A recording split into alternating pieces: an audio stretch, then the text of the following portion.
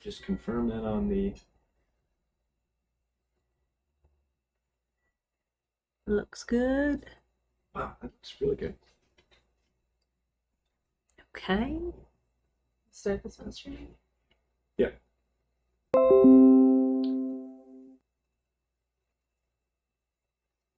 Oh, are you powered into the computer? Yeah, I'm using the computer to charge it. Okay, that should work. I think. Think so? It may not. We'll see. Looks like we're live. Yep. And this one we could confirm with going down here.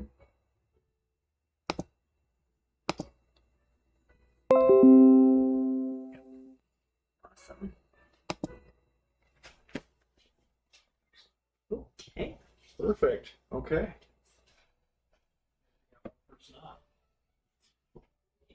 We're a little bit So, early. yeah. Get people hop on here. Oh, let me make sure I got this hooked up here. Do you have to sit there the whole time? Oh.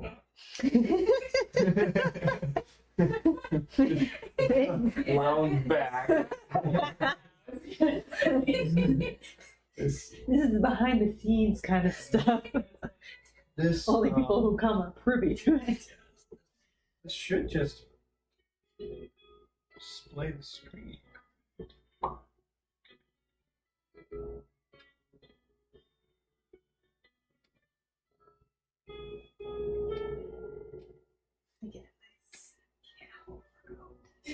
Trying to think. This is the only other stool we have. Well, funny thing is, actually, I feel like your employer should invest in something Yeah, more should comfortable. definitely invest in something more comfortable for slave labor staff. Huh.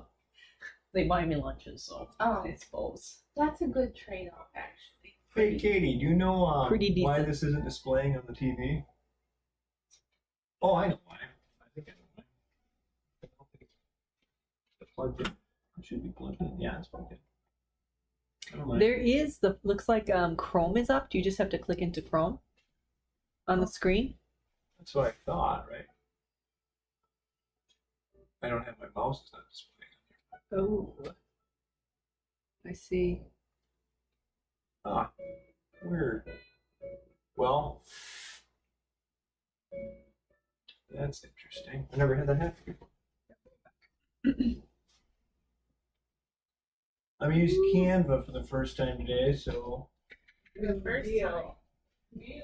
well, I've used Canva for a lot of stuff. It's just the first time I used presentation on Canva, which is interesting. It looked like it was more just PGT. Do you have the pro version then?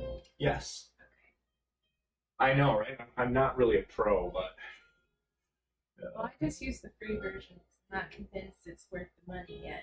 well, unless you're using it all the time, it really isn't. But if you're using it all the time, it's kind of like a godsend, the pro version. Yeah. So I'm Yeah. sure it is.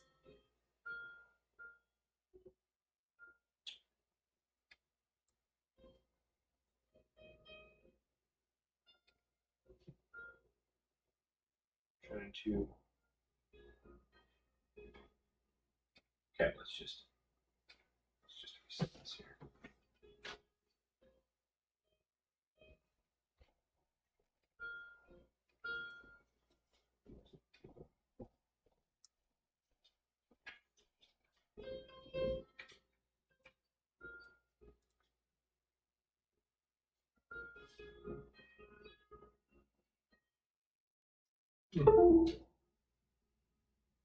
All right. Well, Is there a screen share option? I could get the slide projector out and put that on there.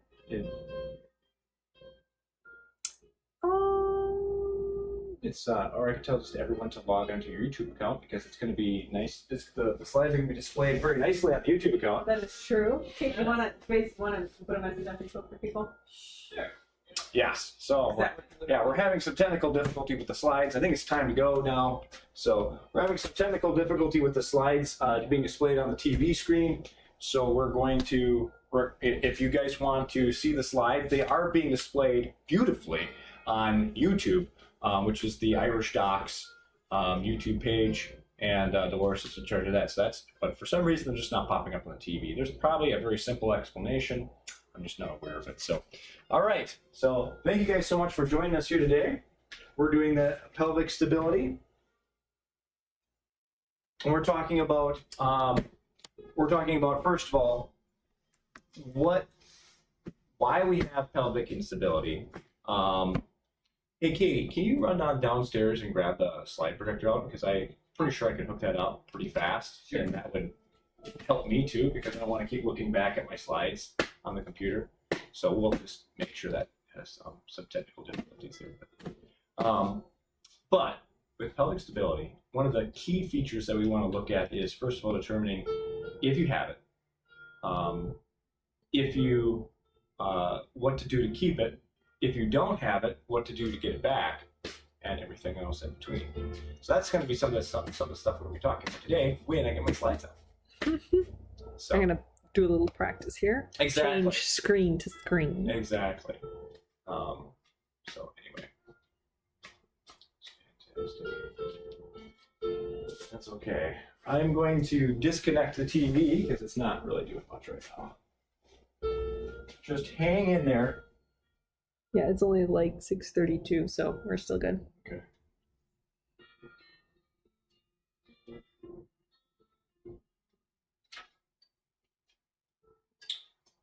Power this guy down here.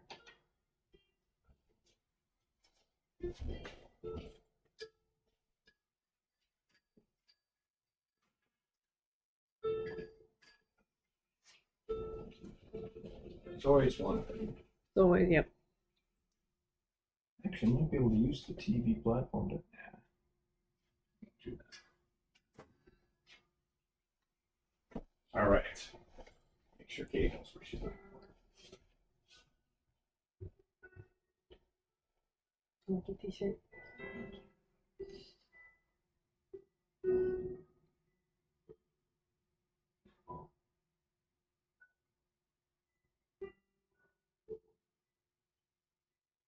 That's a cool bag too. This Yeah, actually can't be. I was gonna say that's very unique. Cool. I know Marty has a sister that makes bags. Seen them too, like super cool looking. I just wonder, like, they're all very unique, but it's pretty special looking.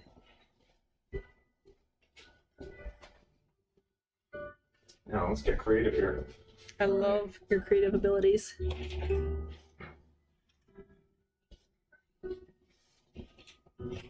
You can see the setup and takedown of the whole process here. Really want those slides. That might be useful. You're gonna say such a dinosaur. We still believe in dinosaurs.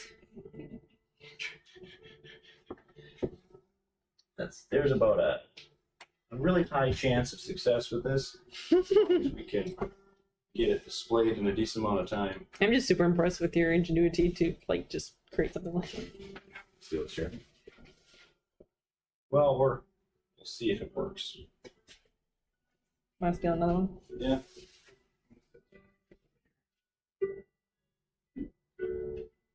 Turn it to face.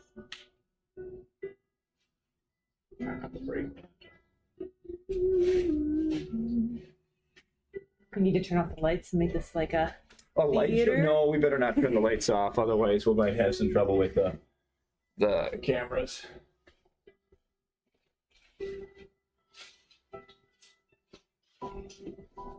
All right.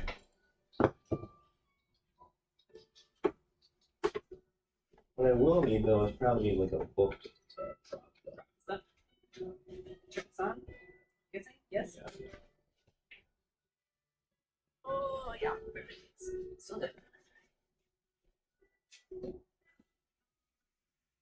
I'm like,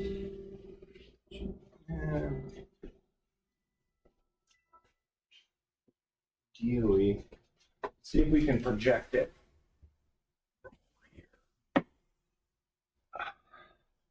Get this out of the way. that's not even. Yeah, we're good. And hopefully I can get it projected up on that wall, and then everyone will be able to. See. And then we'll probably reposition So far, we're good here. the camera. Both cameras.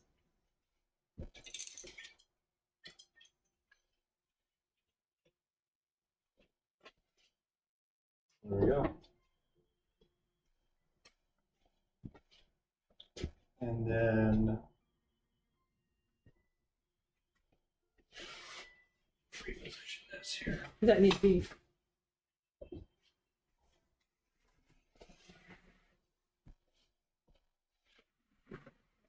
There we go. Yep, I think so. Catch. There we go.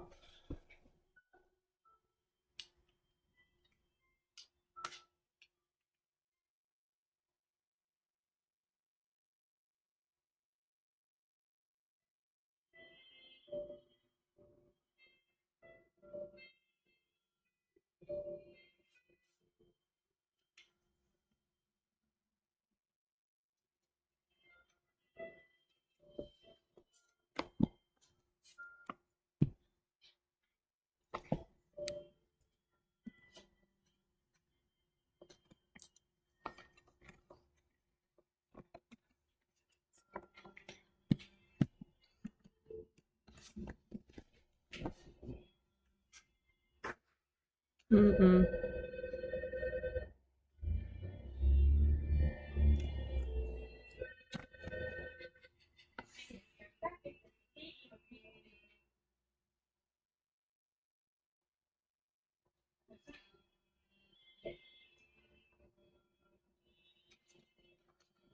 Some kind of like security protocol. Huh. Well, it was worth a shot, I guess. Huh. This is the first time this has happened to me. Okay, well, I guess round 2 didn't work. So I guess we're just gonna have to read it off the screen here. Okay. Well, I get to use my. At least I get to use my nifty little device here. Now I can laser pointer at the wall.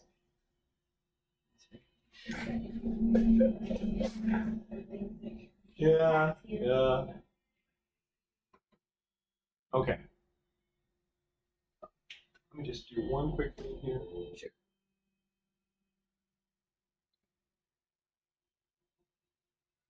There's a button. It's kind of looks like there's a screen in front of one screen.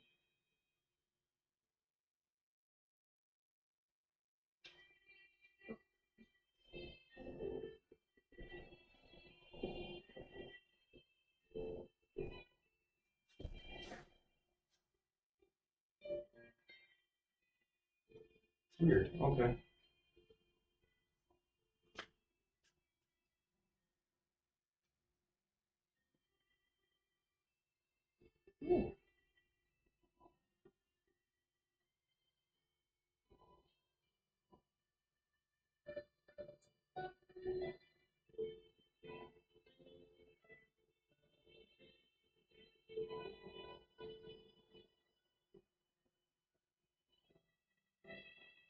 All right. That looks great.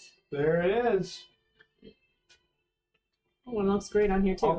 Okay. Well, hey, we got it to work. I'm not going to touch anything because I don't even know what I did, but it's on display. There we go. I'm not exactly sure what went wrong, but we're up and running. Okay, thank you guys so much for your patience. This is the health talk for what is pelvic instability. Okay, excellent. We're on. We're rocking and rolling here now. Okay. So, highlights, what we want to talk about here today is we want to talk about what is pelvic instability, how do I know if I have an unstable pelvis. So we're going to talk about diagnostic things to determine the stability of a pelvis. How does one get an unstable pelvis? So we're going to talk about the etymology, or basically how does this happen, and then what you can do about it. We're going to be talking about some other things too, but this is just basically the highlight for the pelvis part. Oops. So what is pelvic instability? Pelvic instability basically is the pelvic girdle instability is mainly characterized by pelvic pain and restricted mobility. Pelvic pain commonly occurs when getting up, using the stairs, bending down, lifting heavy objects, and during exercise, and in women during exercise in the vagina too as well. So that's also part of it too as well. So what are some of the main things, how do I know if I have an unstable pelvis? What are some of the things that are associated with that?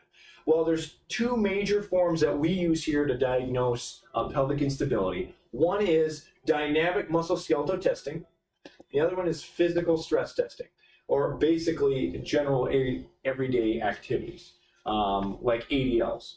So with dynamic musculoskeletal testing, which we're going to spend more time on because it's a little bit more interesting, it's going to be things like performing movements, positioning, stability testing, where we will position the spine in a certain way, and then that will give us a result or trigger a pain response, and then we position it in a different way, it's different.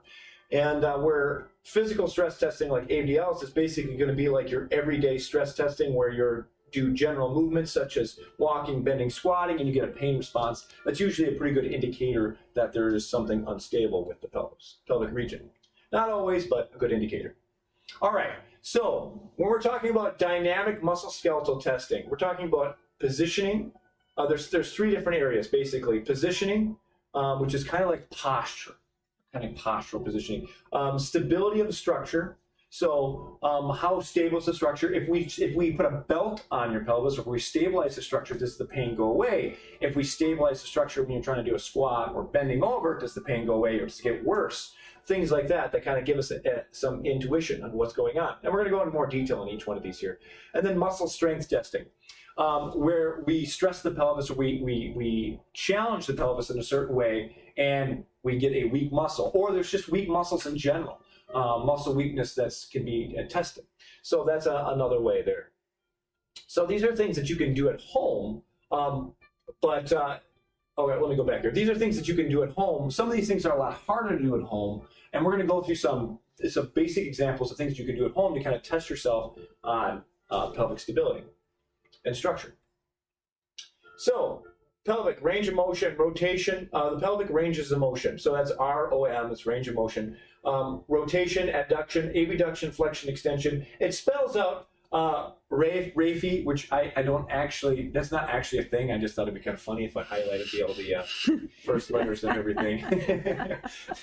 You make me sound like I'm from a TED Talk or something like that, where they highlight and make some acronym. Basically, why it's important to understand the ranges of motion in the pelvis and the pelvic girdle, because a lot of this actually comes from the hip joints right here. So I don't know if you can see the laser pointer going on right here, but it's your pelvic girdle right here. The hip joints is the majority of the range of motion. There's a little range of motion right here in the pubic symphysis and in the SI joints on the side.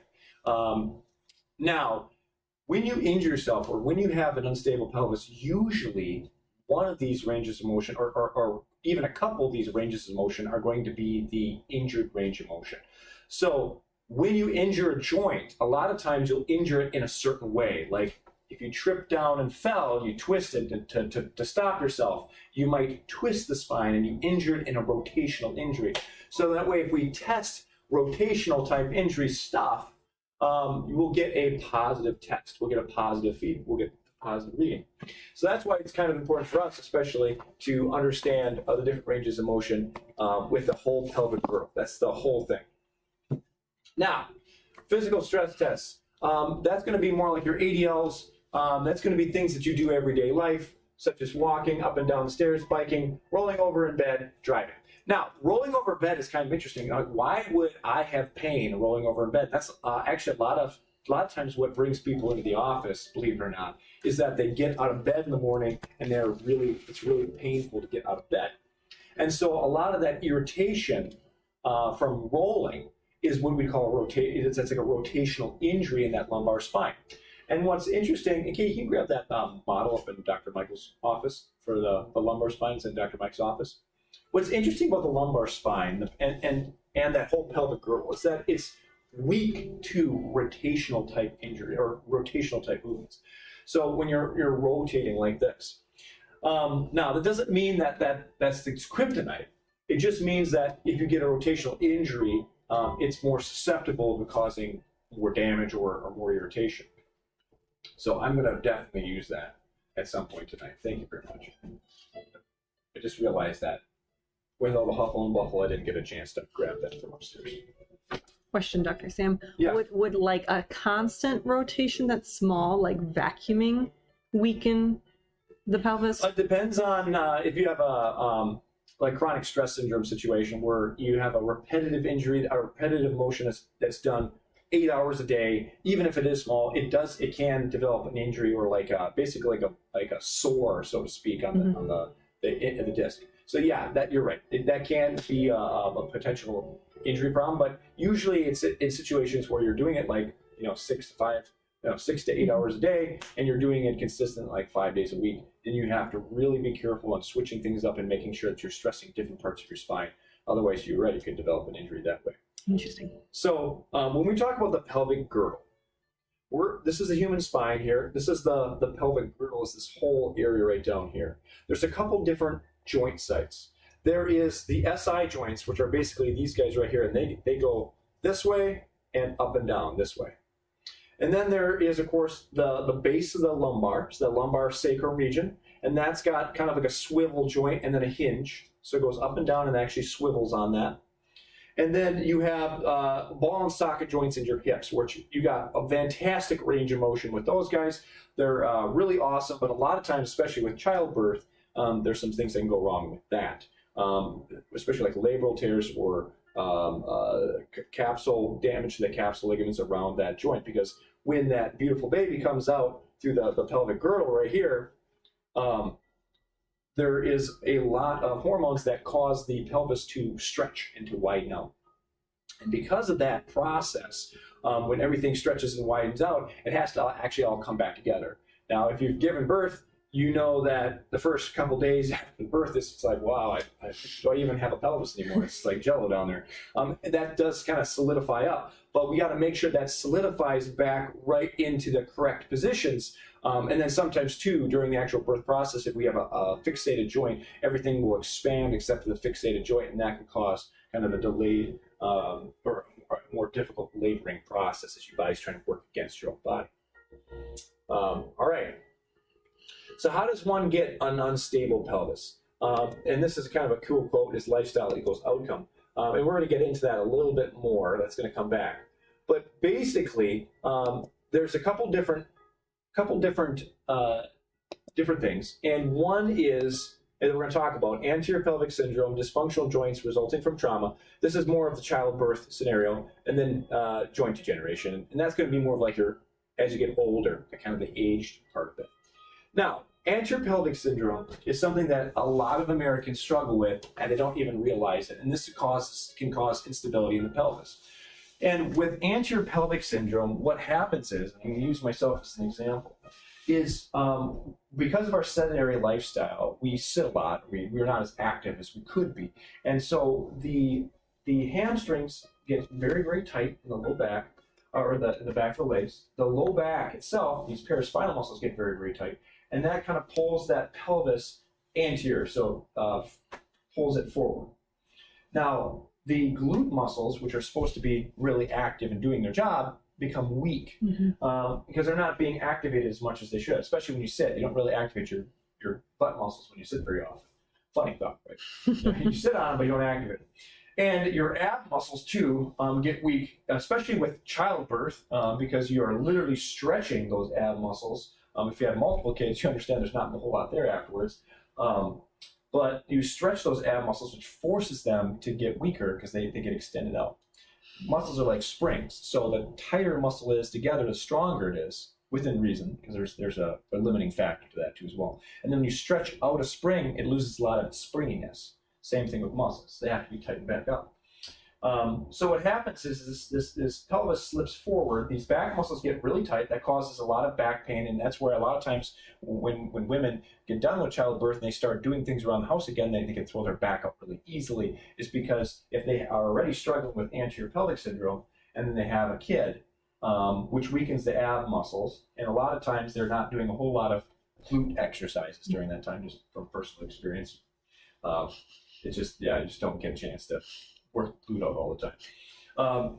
Then you set yourself up for a more anterior pelvic tilt, and then that low back, these back muscles get really tight, and that compresses that low back and sets that up for an injury, which is pretty common, either in the low back or in the actual hip joints themselves.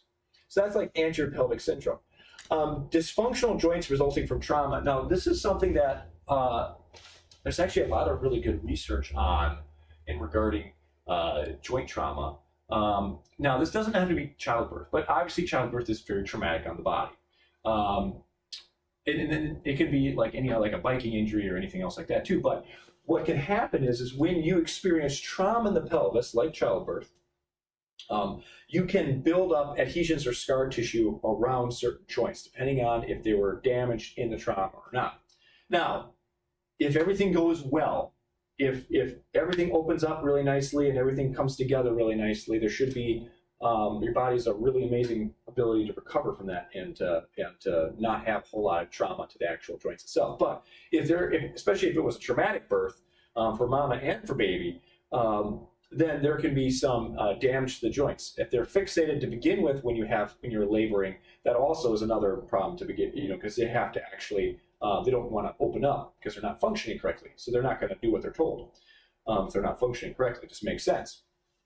So with the dysfunctional joint resulting in trauma, the damage to the joint during the actual childbirth process can be healed, but it usually takes time and attention and focus on those particular joints, and finding out which one of those joints is something that we're going to go over tonight. So we're going to go over how to find which joints are dysfunctional or causing you pain, and then we're going to go over on some of the strategies and how to fix that. So that's going to be some of the cool stuff that we're going through this evening.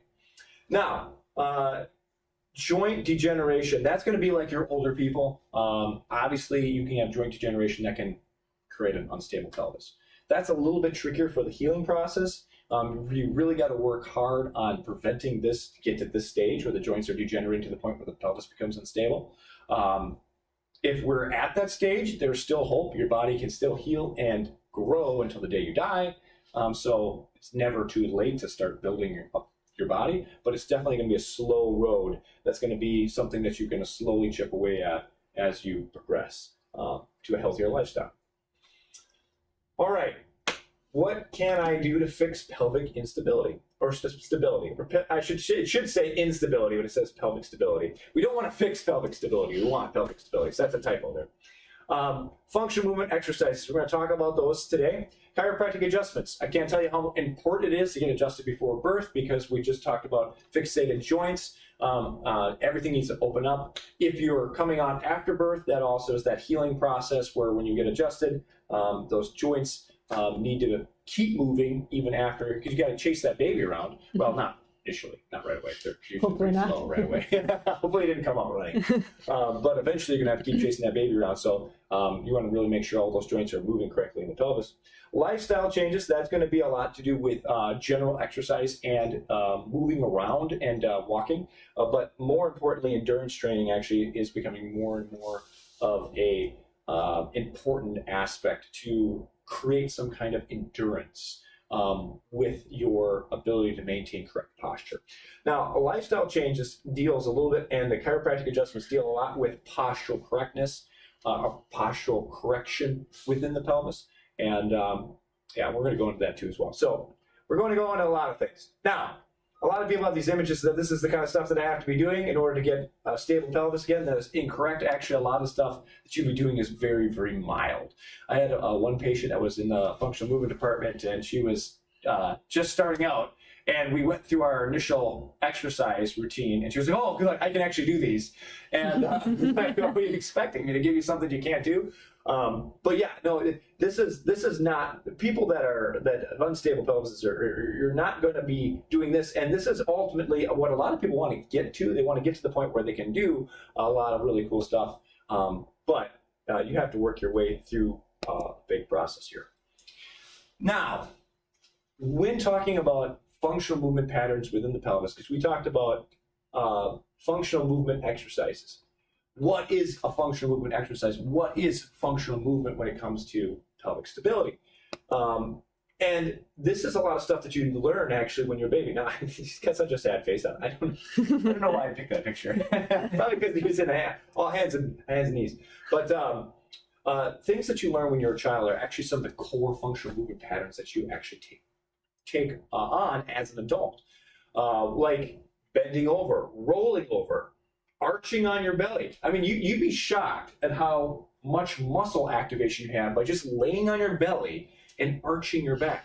There's a whole technique, McKenzie extension technique, that's based off of arching the back and relieving a lot of trauma in the spine by arching exercises where you're arching your back. And there's a reason why one of the first things that kids do when they lift up their head is they start arching their back. It's instinctual. That's actually very important for functional movement in your body and in your pelvis too as well. Getting onto your hands and knees, being able to do things on your hands and knees, squatting, jumping. Obviously, jumping is a little bit more extreme, especially when you have somebody that's got severe instability, but you want to get to the point where you can jump again. And these are all very important functional movement patterns. Okay, so let's go through, we're going to go through some of these patterns here. We're going to go through some of these techniques to determine stability within the pelvis. So I'm going to probably block some of this, so hopefully it's not too distracting. Hey, Katie, can you come up here for instance? Excellent. So one of the key components in general, now that I just lectured you guys, we're going to go into a little bit more actual physical examples. Just sit here. Okay. One of the key components, actually, I'm going to have you lay down on your back. Okay. Do you want me to take off my shoes? No, it's fine. I can keep your shoes on. I won't say anything. How sticky are your feet? There we go. It's like this. One of the key components with structural stability within the pelvic region is to be able to perform the range of motion. So you've got to be able to perform general range of motion.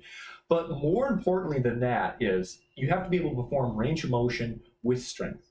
So you have to have the mobility, you have to have that strength with that mobility, and you have to be able to perform a correct functional movement pattern with the mobility and strength that you do have. Otherwise, it doesn't matter if you have strength and mobility, because when you're moving your joints, they're going to degenerate because they're moving wrong. Kind of like if you're driving your car with tires that are misaligned, you're going to wear out the tread. So the same kind of thing. So mobility, sorry, really got to knock that point out. Mobility, strength, functional movement pattern, and then we got to stress that functional movement pattern, because as soon as you start like lifting or trying to stress your body, if your functional movement pattern just falls apart, if your technique falls apart, then it's not that useful. So one of the key things here when determining pelvic instability, so we're just going to determine pelvic instability right away, is we want to be able to bring this knee up to our chest and do that flexion. So this is the forward motion back here. Next is going to be, drop this down. This is actually more of like a rotational type movement, but we're actually going to cross our knee just over, or cross our leg over our knee, kind of like a figure four, and then we're going to drop this leg down. Now, if you can actually put pressure on it, if you can have somebody put pressure on it, you can feel right inside the joint on this inside, how is that doing? Is it feeling sharp? Do you feel pain near your butt? Do you feel pain on the inside of your joint?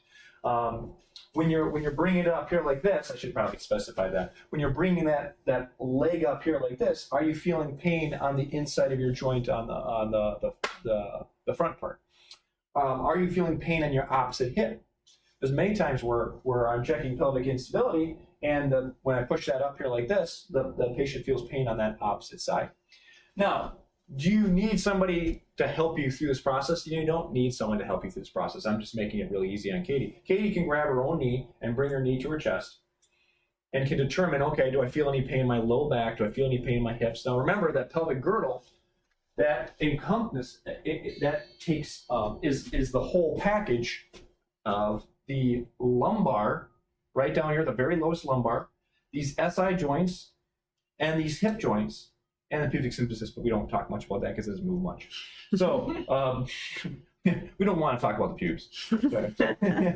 So that's the hip joints here, and the SI joints, and that lumbar. So when you're doing self-analysis, when you're going through and feeling things on yourself, you're going to keep in mind that's that low part of that back, that band that stretches across that almost like that high butt, almost kind of, and in the actual hip joints here on the side. So remember, we talked about rotation, lateral flexion, or abduction, abduction, extension, and yeah, I think that's it. It's rotational. So in layman's terms, right? It's bring the knee towards the head, bring the knee towards the head, bring the knee figure 4, so bring it out. You're gonna turn over on your back. Sorry, on your belly. Yeah. It's pretty hard to turn over on your back when you're already on your back. Right? You're gonna bring this leg up here like this, extend this up, and see if you have any pain in that low back here. You're gonna try to bring it up as high as you can. Now, if I have it in the office, what I'll do is I'll bend the knee right here, and I'll just stress it up just a little bit more just to see if there's anything just hiding behind the weeds. You're going to want to let this leg drop out to the side, just like this, on the outside. Katie's very flexible, I was gonna so say. it's good.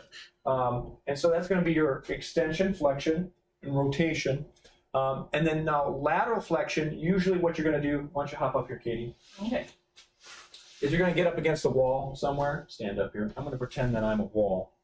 Actually, we're just going to pretend there's a wall somewhere around here. And you're going to lean up against this wall here like this. Actually, you're going to be the wall. I'm going to lean up against you. I'm going to lean up against the wall like this, and I'm going to stress my hips in like this. So I don't know if you see that, but what I'm doing is I'm stressing my hips in, leaning up against the wall. So that's going to have that lateral flexion component. You're going to obviously do both sides, just like that. So you're going to do both sides. So that's going to hit all the different ranges of motion for self-diagnosis of the pelvis. If you have pain in any of those ranges of motions, there could be something wrong with the actual pelvic curl. You should be able to do all those pain-free, not a problem whatsoever. Okay, thank you so much, Katie. I'll call back on you in a few seconds. So let's say, oh, goodness gracious, I can't do the extension, or I pull my leg out on the figure 4 and I got some pain in the inner groin area right here. I've had it ever since I've had my kid. So what do we do? How can we start stabilizing that pelvis? What are some things that we can do? Well, some of the things that you can do at home right away, and these are general, really good structural things that you can start practicing, but you got to be careful with how aggressive you get with them, especially in the beginning, because you should really practice and practice and practice, especially with no weight, with no resistance whatsoever, until you feel very comfortable doing it. One of the key components, one of the key things is actually rolling over. I know it sounds so dumb, but it's so true. Rolling over is a huge component of the lumbar spine and the core, and there's a special way to learn how to do it here. So I'm gonna show you guys, and hopefully I'm not gonna roll off this thing. But especially if you notice that, that figure 4, we had some pain and discomfort in there, or every time we tried to do some lateral bending, we had some pain and discomfort. We're going to want to be laying down on our back here, just like this. And we're not just going to be just rolling over using our legs. We want to be rolling over using our core and our upper body. So that's very important, because if we use our legs, then we are completely taking the pressure or the core control off of our low back and our pelvis. We're just using our legs to get our dirty work done. So when we roll over, we want to completely relax our legs like they're dead to the world. Now, as a general rule, you want to keep your arm up, because if you keep your arm here like this and you try to roll over, your arm is going to add some resistance. So you want to keep your arm up. You're going to want to turn towards the direction in which you roll. You're going to take your arm on this side, and you're going to push that across all the way like this. Now, as you're doing that, you're going to do a little sit-up. You're going to engage your abdominal muscles. If you can't engage your abdominal muscles to the extent that you need to roll over, then what you got to do is you got to get up as high as you can and repeat that process until you can pull yourself over onto your belly. Now, if I roll all the way over to my belly, I'm going to fall on the floor. But this is the main component of the move. Now, let's say you're trying to do this move and you have excruciating low back pain. Well, then you have to stop, first of all. But basically, there's a more advanced set of movements that you can do to avoid that low back pain, but still strengthen the rotation. That is a little bit more difficult to explain right now. So if you do have that, please message me in the comment section. I can talk to you and work with you to try to get you past that stage. But as a general rule of thumb, this rotational move, rolling over, very important. It's one of the core functional movements. So, rolling over. Now, squatting. Squatting, a lot of people like to jump right to squatting. And squatting is a very complicated move and has a lot of detail to it. I like to stick with deadlifts at the beginning. Now, I've showed this one a couple times before in the past, and I'm going to show it again. And I'm going to keep showing it because, just because I've shown it once doesn't mean that everyone's got it down and everyone's doing it. So with the deadlift, one of the key things that kids learn when they're growing up is how to bend down and pick stuff up. And they usually do a perfect squat almost as soon as they can. They just instinctually know how to do that perfect squat. They stick their butt out. They got their big diaper butt. They stick their butt out and they squat on down and they grab an object and they pick it up and they hold it close to themselves. Now, that movement in itself is quite complicated. So for the most part, what I want to do is work on half of that movement. Half of the movement is the deadlift. That's going to be the actual hip bend. Now, the majority of your bend is coming directly from the hip joints. If you look at my spine is actually not bending much at all. You're going to find a neutral position right here. It's going to stay relatively straight. You're going to have your feet about shoulder width apart, and you're going to be bending forward just like this with that spine relatively straight. Coming back up. Now, as you go backwards, you're going to be sticking your butt out just like this and coming back up. You're not going to be bending your knees like this. We're not doing the with the munchkin, not the munchkins, but the Oompa Loompas or whatever. Oompa Loompas from Willy Wonka's Chocolate Factory. We're not going to be the Oompa. Yeah. We're going to be the I don't know what this is. The dipsticks. That's right. The bird desk ornaments. You know where they have the bird that dips its little beak in the sap or fluid. Liquid or something. Something like that. Yeah. Yeah, exactly. Right. Dr. Mike knows what I'm talking about. So you stick your butt back. You're like a dip bird, for lack of a better term, right? And you're going to be dipping your head forward here like this. Now, usually your arms are grabbing something, but for now, we can just keep them on our side. Just like this. We're coming back. We got to keep that back straight. Now, automatically, if you keep your head up, it's going to keep your back straight. It's just a proven fact. I'm not exactly sure even why that is, but 100 times out of 100 times, if you keep your head up, your back's going to stay straight. If you bend your head down, what will end up happening is you'll start to roll your back, and I'm exaggerating it, but you'll start to roll your back, and that's going to completely defeat the purpose of what we're doing. So, head up, we're going down, we're keeping our head up, we're sticking our butt out, and we're going down about 45 degrees, and then we're going to come back up again. And then we're going to do that again. And we're going to probably feel that pull back in our hamstrings and our calf muscles, even maybe behind the knee. What you should not feel is you should not feel sharp pain in your low back, or shouldn't feel like you're really working your low back that much at all, because you really aren't. You shouldn't be. You might feel a stretch, you might feel a pull a little bit, but for the most part, you should be pretty comfortable on your low back. So if you're feeling extreme pain in your low back, then you got to stop this with this move. And like I said, contact me, we'll talk about it, and we can work through that together. But for the most part, most people should be able to do this move comfortably, just sticking your butt out and going down. Coming back up. Yes, Dr. Michael. Question in the comments. Yes. Your knees slightly bent. Sorry. Yes, your knee, yeah, sorry, I don't know if you can, yeah, my knees are slightly bent. Now, can you see my knees in the Facebook? It kind of cuts off right at the knee. Oh, okay, is that what it is? Okay. I'm going to do something crazy, everyone. I might die. I'm going to stand on here, and show you guys so you can see my knees. Because this is actually very, very important. My knees are not locked. They are slightly bent, but they're not bending like this. Hear this table creaking, it's a little scary. So this might make the YouTube epic fails fall down here. But the knees are going to stay slightly bent as I go down, just like this. Here, come back up. I don't know if you can see that, That was better. That was nice, yeah. but they're not doing this, and they're not locked. We're not doing this. They're slightly bent. Coming up here like this, and I shoot up. There we go. All right. Thank you, my Dr. Michael. Yeah, thanks, Jeff. Yes, nice question. Very good question. Excellent. So that's the deadlift. Now we fell asleep here.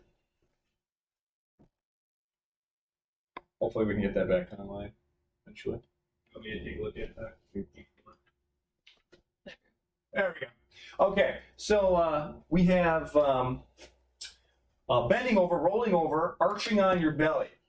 Now this one's actually a pretty common one for being taught, but not a lot of people do it. And it's kind of funny because it's actually a fantastic exercise. Now you got to be careful if you have like a lot of low back pain. Your low back gets injured frequently. So your low back gets injured frequently. Every time you go exercise, every time you go lift heavy objects or something like that, and you have low back pain, you shouldn't be doing this one at all. So I'm just gonna, if you start doing this and you start noticing irritation in the lower back area, stop doing it right away. But for the rest of you, what we're going to be doing is we're going to be doing a very similar movement than what you've seen for, if you have a toddler or anything like that. It's very similar movement. You're going to be lifting your legs up here like this, and you can rock them back and forth. You can just keep them statically up. I like to rock them back and forth because honestly, I like a little motion. Can you see that there, Katie? Okay. I can, yep, I can see. Now, if you want to, the next one would be to arch with the upper body. You have your arms out here like this, and you can rock them back and forth just like this. You got to keep your head up this whole time. Don't do this. If you really want to get exciting, you can lift your legs and your arms, and you can rock them back and forth. I don't necessarily recommend that in the beginning, especially. I actually just recommend lifting up your legs, especially if you want to focus on pelvic stability. The lifting up your arms is a little bit more focused on mid-thoracic stability and that kind of component. So, so to review that again, you're going to, it's pretty basic, but you're going to be laying on your stomach, lifting up your legs, and rocking them back and forth, just like that. If you experience any discomfort or pain, please stop right away. Talk to me. We'll get you figured out. Now, hands and knees. This one is going to be one. Now, we're not going to go through much on the jumping, but the hands and knees I really want to spend some time on here. So with hands and knees, the biggest thing with this is people that have a lot of knee trouble. Now, we're talking about pelvic stability tonight, so we're going to focus on that. But if you have knee trouble, don't do this move, okay? So if you have, especially if you compress your knees and you have some pain. Now, some of you can get away with it as long as you have padding on your knees, and that's great. But for the rest of the people that don't have any trouble kneeling or don't have any trouble getting on their hands and knees, this is what I want you to do here. Okay, so we're going to have a nice wide base with our legs. So we're coming down here like this, nice wide base. I'm going to see from the side here. And we're going to keep that back in a relatively neutral position. We're not going to be overarched. That's going to cause some discomfort. We're not going to be bowed. Our head is not down. Our head's going to be up. And we're going to be kicking that leg back, just like this. Now, an important thing to note is that when I kick my leg back like this, I'm not leaning my body onto my opposite leg. That's very important. I'm actually keeping my weight distributed between all 4 points. And I'm not leaning all my weight onto my other leg that I'm lifting up this leg. I'm not trying to go back and forth like this. We're not the dog peeing on the fire hydrant. We are a graceful ballerina, don't ask me why, and picking our leg up here just like this. like a pointing dog, I guess. I don't know. That's what they Hunter dog. yeah, exactly, hunter dog. And coming straight up, just back like this. Excellent. Now, it's important that you just go to the toe. You're coming up here like this, just to the toe, and not all the way up here like this in the beginning. As you get stronger and better, you should be able to get up higher, but in the beginning, just go to the toe. That's going to be important. Excellent. So that's going to be all these are basic moves to help stabilize pelvic stability. I've showed you the diagnostic procedures, the different things that you can do to kind of determine, okay, you know, you can actually, if you get pretty good at it, you can actually kind of pair it and be like, okay, so, you know, it kind of hurts when I push up here like this. So bird dog, or the one where I'm on my hands and knees, is going to be something that I probably want to start doing more of. Or I notice that every time I put my leg out here, like more of a rotation type injury, or, you know, like a figure four, I have that pain in that groin and that hip area. Maybe I should be doing more rolling, you know? So you can start pairing those together. That's a little trickier and a little bit more advanced, but you can actually start pairing them together. Otherwise, what you can do is you can just do them all and save yourself the headache of trying to figure out which one goes with which one, and just do them all and be consistent with it. Now, is this going to work very well if I do this like once a week? No. Is it going to work very well if I do it twice a week? Well, it's actually way better than once a week. It's twice as much. But no, you want to do about 5 times a week, a half hour, about 5 times a week. So that's where you're going to start really showing some really encouraging results. Because a lot of people, what happens is they do it once a week for about a month, and they get discouraged, and then they quit because they're not getting the results they want to get. And if they increased their frequency and did exactly the same thing that they were doing, they would get better. So that's important. Part of what we do here at the Functional Movement Department is we actually keep you accountable by having you fill out journals and actually inspecting those journals each time you come in. And that's something that we've had some success with, because I can wave my finger at those patients that are not complying. And they're usually really good at getting back on track right away. They know when they kind of, you know, been slacking a little bit, and I'll let them know too as well. So that's been a really fun thing.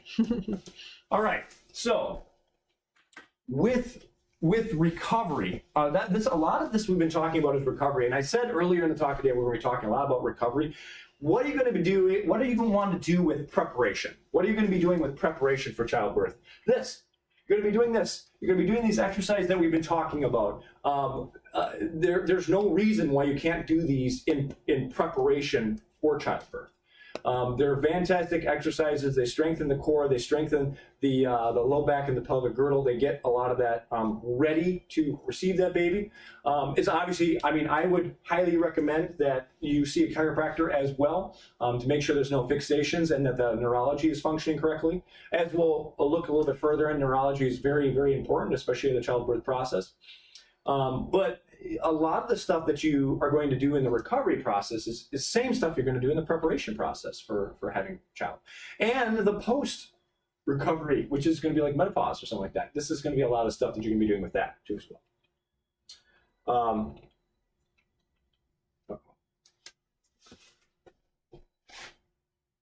Oh, it's stuck.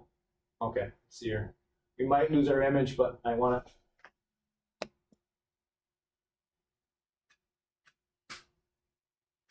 Did it just freeze up in general?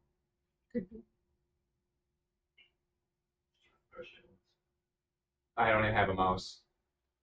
Oh, there it is.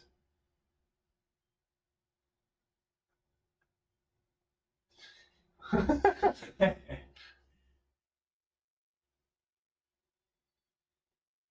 think it skipped one. Okay. There we Oh, go. there we go. Okay. Oh, I'm a little scared. I don't exactly know what's going on with the computer, but it's been very exciting tonight. So, all right, urinary incontinence. As you can see, I am a master at fonts and making sure that you can actually read what's being said. I'm being sarcastic. So urinary incontinence. This is actually a significant issue when it comes to post-birth. Usually women don't have too much of trouble before their child, but and there's a lot of reasons for that. So what's causing it? First of all, we got to talk about there's two different main causes of urinary incontinence. One is stress urinary incontinence, which it deals a little bit more with the hammock hypothesis and weakness in the pelvic floor and pelvic fascia. Or if you went to Palmer and you had one of the professors there taught gross anatomy was fascia, called it fascia. So I think it's fascia, but someone can correct me if they want. Urgency urinary incontinence is overactive sensory nerves in the bladder. So one is a pelvic floor weakness, and the other one is kind of a sensory. And there's a pretty significant difference between the two. One is the sudden urge to empty or void, which is the fancy term to go pee. But the other, and a lot of times with the urgency, you'll have the lingering sensation too as well. So you'll go pee and you'll feel like you still have to go pee a little bit.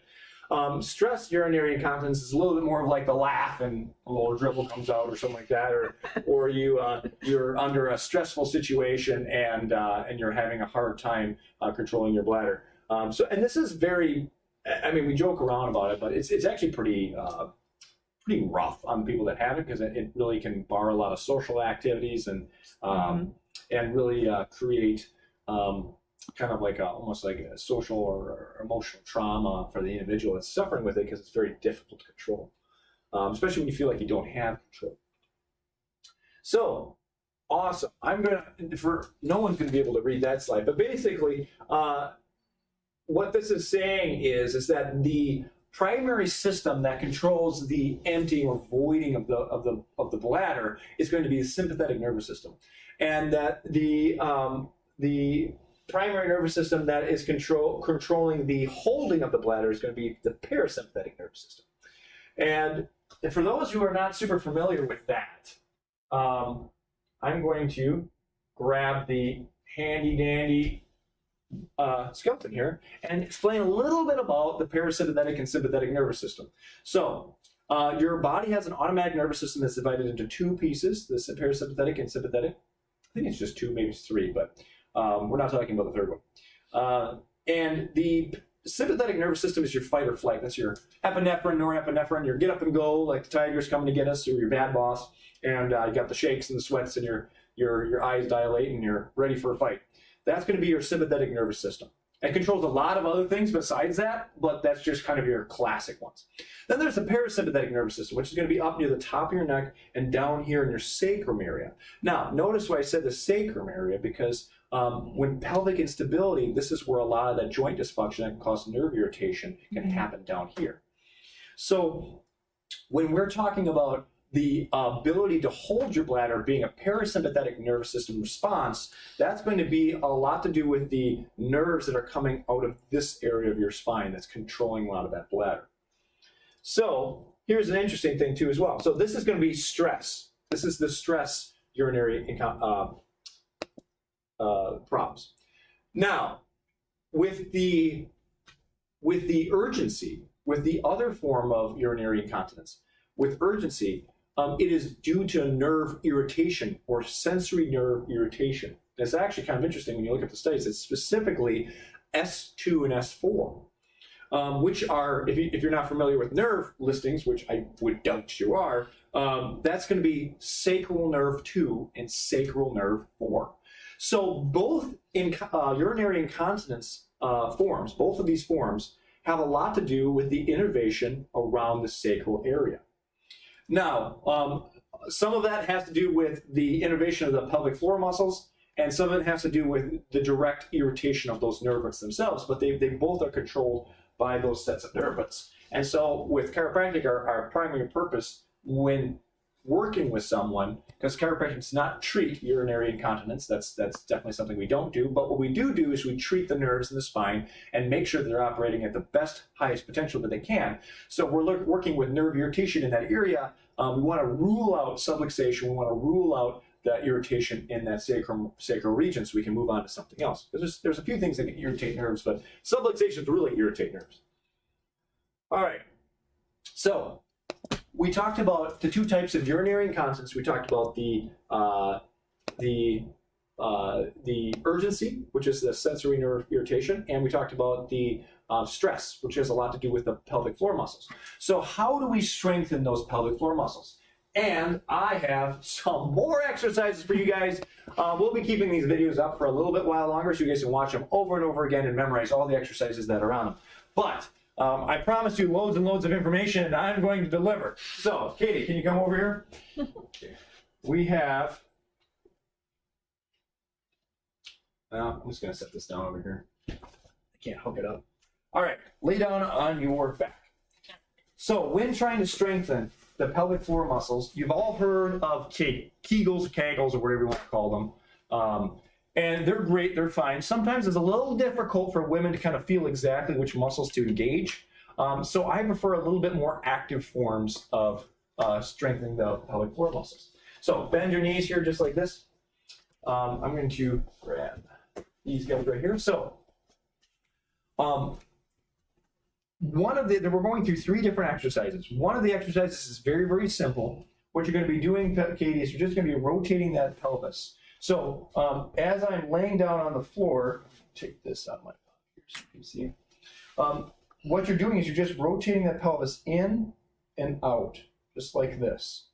And the idea behind that is you're actually engaging some of those pelvic floor muscles, and this is a perfect exercise, especially if I have no idea what's going on down there. It's just so weak. I have so little control.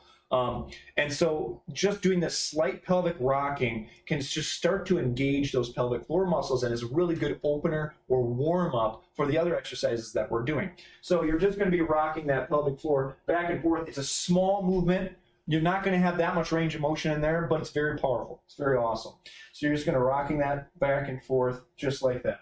Now, the next thing we're going to do is we're going to do a glute bridge with activating with pinching the knees. So you're going to find like a tennis ball, or not tennis ball, sorry, soccer ball, something a lot bigger than a tennis ball. A foam roller will do the trick too as well. You're going to stick that between your knees so you can pinch it. So, Katie, what you're going to do is you're going to pinch this together, okay? Just like that. Then what you're going to do is you're going to do a glute bridge. So that means you're going to try to bring your belly up towards the ceiling while you're pinching this. Nice and good. There we go. Now, like I said, in the beginning, you're probably not going to get that far up. You might just get like this high. You might just get this high. What you want to do is you want to be able to get yourself up, once you do a glute bridge here, Katie, all the way up to about here. There we go. All the way up to you're even. You have a straight line down to your head, to your knees. Like if you were a ramp for the handicapped, you'd have a nice even, Line. There we go. Grade. All right. So that's your pinching and raising. Now the other one is very, very similar, but it's not the same. And that has to do with using a band. Luckily, we're giving away some of these here tonight so that you guys have the opportunity to maybe win one of these guys and do this at home. How can they win one, Dr. Sam? Well, that's a great question. Matter of fact, I probably should have talked about that way earlier in the talk. Okay, excellent. Leave a green heart in the description, or show up to the talk like Ivy did. Leave green hearts in the description or hashtag Irish Docs, and you will be entered into our giveaways here tonight. We're giving away some free initial consultations as well as one of the functional movement kits. So it's really awesome, and it's very useful stuff. Very practical, very practical. And you can just watch this video over and over again, and that's really useful stuff too as well. So you can use the kit while you're watching this video over and over again. All right, so this one's very similar to the last one, Katie, except instead of pushing your legs together, you're going to be pulling your legs apart. So you're going to be resisting against this band, so you're pulling your legs apart. Feet stay together, Yep. just the knees go apart? Yep, feet stay together, legs go apart like this. And now, with the tension that's on the band, you're going to be raising your stomach up towards the ceiling. Oh, that's so much work. Yeah. There we go. Yes. This one might be a little bit more challenging. Okay, bring it back down. Excellent. Now, you're going to want to do these in sets, and you want to do it to time, not repetitions. And there's a big reason for that. One of the reasons is that you want to do them slow and controlled. There's not a whole lot of benefit. Well, there's some benefit. It's a lot less beneficial if you're just cranking these poppies out. And you're like, I got to do 10. So you go, 1, 2, 3, 4, 5, 6, 7, 8, 9, 10. Okay, I get done. And that's not what we're going for. We're looking for control and so with control, we have to go slow. So I recommend doing it for a full minute and do it nice and slow and controlled. It doesn't matter if you do 1 and it takes you a whole minute. That'd be very impressive. But you just do it nice and slow and controlled.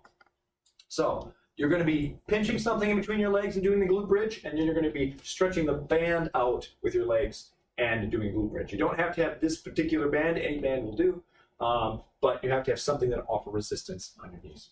And that's shown to be pretty effective with the type of urinary incontinence that's known as stress urinary incontinence. So, excellent. All right, now let's move on here. We gotta get to our giveaways sometime tonight. All right, so I was gonna talk a little bit about vaginal tearing and vaginal health, but quite frankly, I don't know what we're doing on for time here. It's like 7:30. Yeah, quite frankly, I think it would have been too much information at one time. One of the things I am going to just mention, and I didn't put this in the slides here. What I did is I just put a shameless ad for our Facebook Live.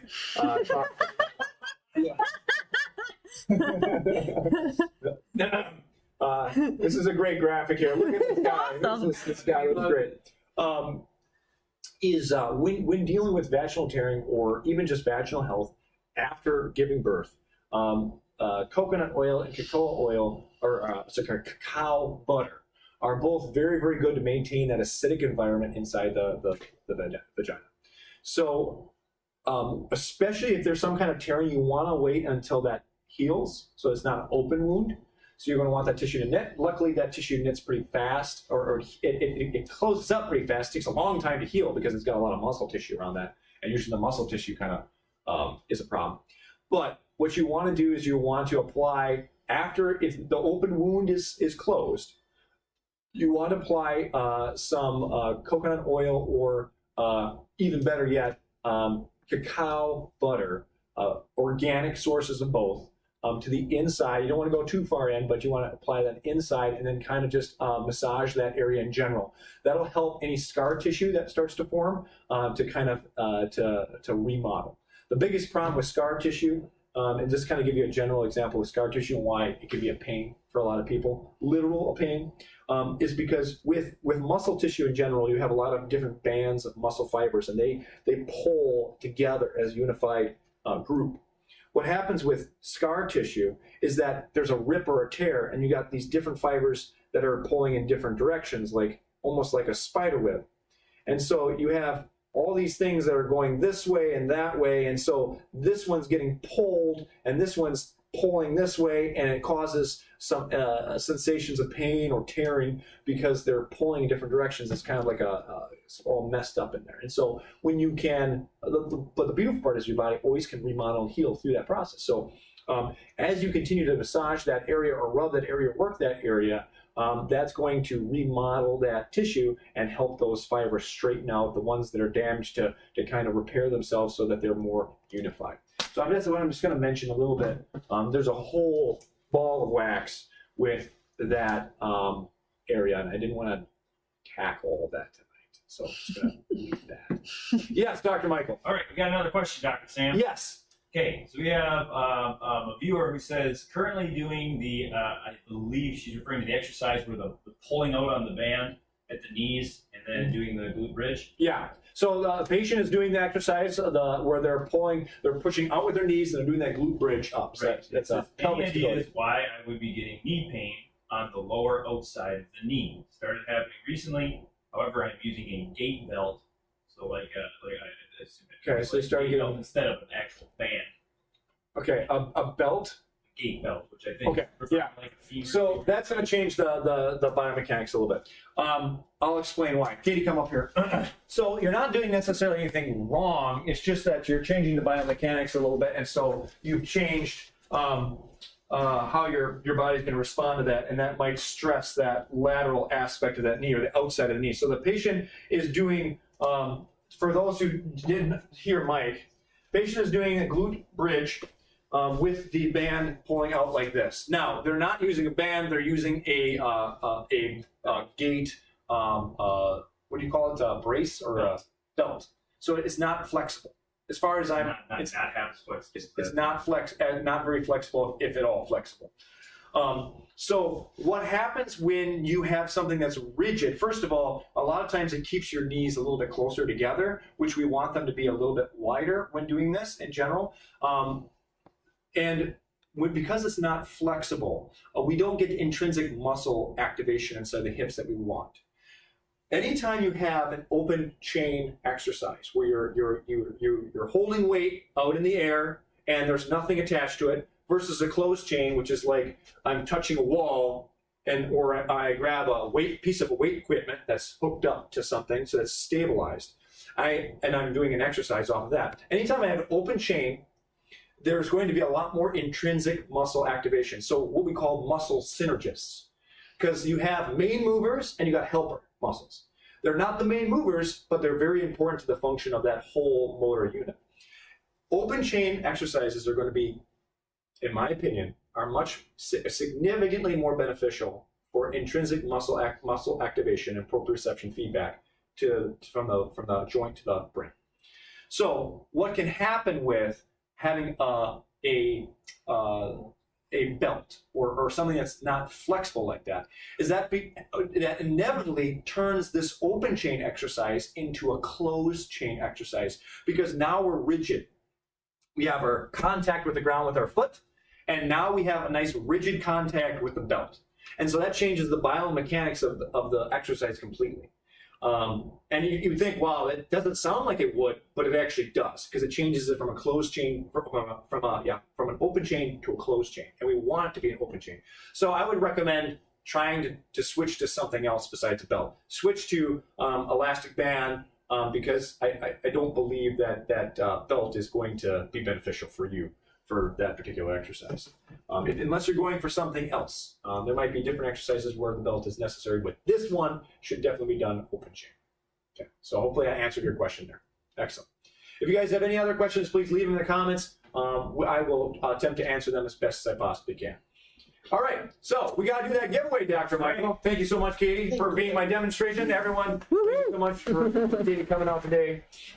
If you guys have not tuned in for our live event, we have a fun time. We talk about various different things. I think we're going to be giving away Mother's Day baskets, actually. We have one of those bad ones. Yeah, like we have Mother's Day baskets that we're giving away this week for mothers. Every day we're giving one of these away this week. So we're drawing the not this basket, they're gift certificates. So you can actually pick out whatever basket you want from the Little Village Greenhouse. And you can actually even give it to your mother and have her pick out whatever basket she wants. It's fantastic. And I think they're valued at like $31.50, but we're giving one of these guys away tomorrow. We're giving one away Wednesday. We're giving one away Friday, and we're giving one away, I believe, maybe we're giving two away. We got 4 of them, so we got to figure out how to give 4 away somewhere in there. So maybe we'll give away 2 on Friday or something. I don't know. We might put a graphic or something up Thursday, I think. Sure. People can leave green hearts. Sure. Maybe we'll do something Thursday. But anyway, Or just do the drawing for Monday. You get in the drawing the same way you get in the drawing to any one of our drawings. You got to leave green hearts in the comment section, correct? Yep. And put hashtag Irish Docs, and you'll be entered in. So that is really exciting. All right, Dr. Samuel, I got all the names in here of everyone who left green hearts in the comment section. Thank you so much for doing Fantastic. that. And we got Ivy's in here too as well. Absolutely. Okay, excellent. Good. All right. Absolutely. So we got to draw a name out here for the functional movement kit, which is valued at about I think it's $80 or $90 value. I'm not exactly sure because I remember upstairs. $84. Exactly. So let me pull one out here for the functional movement kit. Gotta find the right one here. I'm not actually finding one. I'm just it's a terrible thing to say. Actually, grab one. All right, we got Greg Bolt. Greg Bolt, you won the functional movement kit. Thank you very much. That will be. You're welcome. thanks for jumping You can come on in. We will mail that to you, or you can come on in and pick that up. Next, we got one of our screens. We're giving away one of our functional movement screens here. I think we're giving actually 2 away today. Nice. So I got the 2 tickets right here. Out of the 2 functional movement screens, we have Sharon Walhart. There you go. Sharon Walhart. Nice job, Sharon. and Lisa Herbst. Lisa Herbst. Congratulations to both of you guys who won the free functional movement screens. Those are initial screens. They come with the screening process where we go through a lot more detail than what we do right here, and we run through a consultation where I actually tell you what's going on, and if nothing, those are valued at $100, and if nothing else, you can take that information and apply the exercises that you learned here today and really take your health to the next level. So it's really cool stuff. Fantastic. Okay, excellent. Keep track I'm of gonna keep these. That's why I grabbed them out of it. and then keep track of this name here. Perfect. All right. Thank you guys so Nice much job, for joining everybody. us. Yes, thank you guys so much for joining us. We have a talk potentially in 2 weeks Monday, God willing, if your baby is born on that day. That's I can practically guarantee it's probably going to be pushed a little bit. I have to promise you that. But there will definitely be more talks coming up. There'll be more talks. Might be a little The more. next talk's a little more up in there. We're going to give a little bit more information on that. But what is going to be on, Dr. Michael? I think it's autoimmune disease. Is that correct? That's exactly right. It's going to be all about autoimmune disorders. Autoimmune disorders is the leading cause of death in middle-aged women, which is why it's an extremely important subject to be talking about, because it has only grown as a concern, especially for the female population, which is why we're kind of focusing on females as Mother's Day month. Yeah, it's Mother's Day month. So that's a big part of what we're going to be talking about. Obviously, Dr. Sam talked a lot about pelvic stability and did a fantastic job. So I'm going to be talking a lot about more the chemical side of things and the chief concerns for women in that regard. So we're going to be talking a lot about autoimmune disorders. So if you know someone who has an autoimmune disorder or are someone who's concerned about it or just wants to take care of yourself and prevent that sort of thing from happening, you're going to want to be a part of that talk. And that'll be later this month, either 2 weeks from now or we might push it a little bit later, because I don't know when my wife is going to have her baby. Yes, it's not a for sure science. So Yeah. for sure. All right, thank you guys so much for joining. I appreciate all you guys that are on here. I think we had. We had, I think 15 people jumping on online, and then Ivy. Thanks, Ivy. Ivy's the cheaper. That's right. So All right, so thank you guys so much. You guys all have a wonderful rest of your day. So we'll cut that off. All right, I'll take care. All right.